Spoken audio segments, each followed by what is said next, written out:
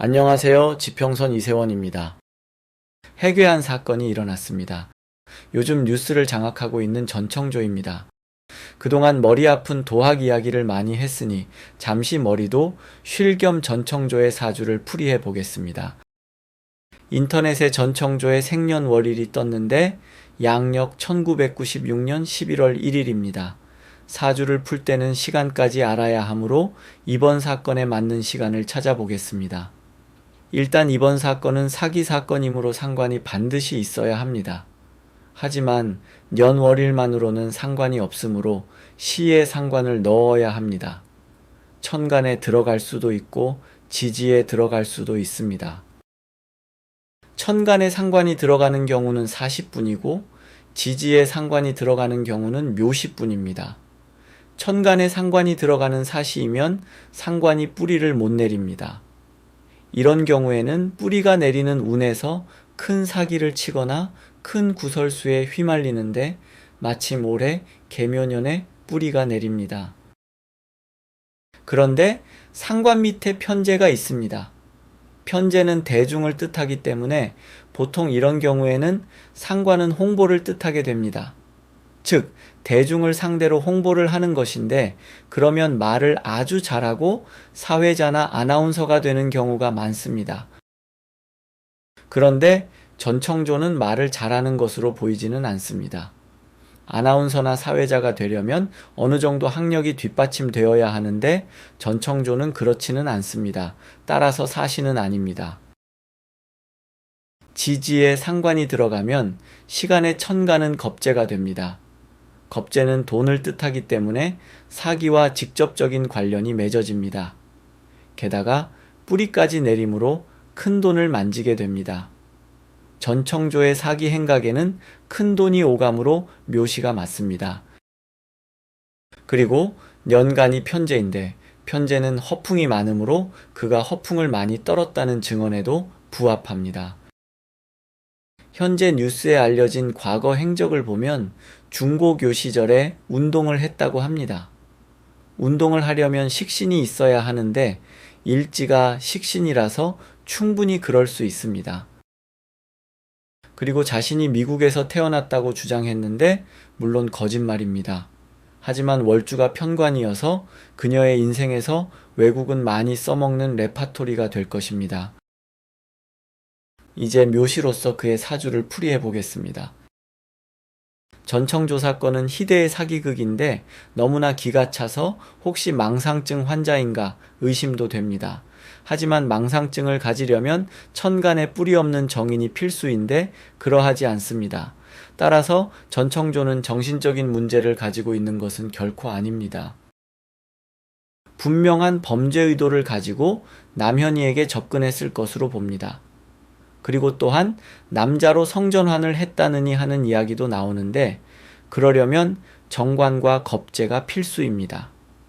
그런데 전청조의 사주에는 정관이 없으므로 성정체성에도 문제가 전혀 없습니다.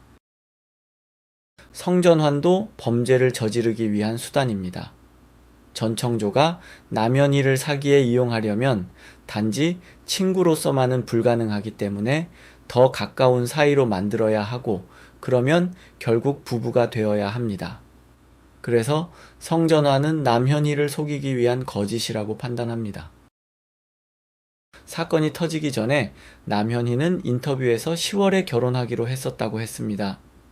전청조의 올해 10월 운에는 재성이 삼합으로 들어오고 지장간으로 정인이 들어옴으로 가능했던 시나리오가 맞습니다. 그런데 10월에 여성조선에 남현이가 결혼한다고 전청조와 함께 인터뷰가 나오고 사건이 터지고 말았습니다. 만약 여성조선에 인터뷰만 없었다면 전청조의 사기는 대성공을 거둘 수 있었을 것입니다. 그러면 왜 전청조는 여성조선의 인터뷰에 응했던 것일까요? 그것이 현재 미스테리입니다. 자신의 신분을 노출시켰기 때문에 자신을 알아본 지인들이 언론사에 제보를 하고 비로소 이번 사건이 터졌기 때문입니다. 그것은 전청조는 사주원국에 정인이 없고 단지 지장간에만 하나 있습니다. 이런 경우에 지장간의 정인은 매우 중요한 역할을 하게 됩니다.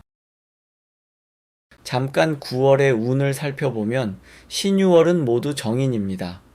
즉 본인에게 매우 중요한 정인의 일인 언론에 기사를 내보내는 것은 9월에 이루어졌다는 것이고 결국 정인이 그를 파멸에 이르게 했다는 것입니다.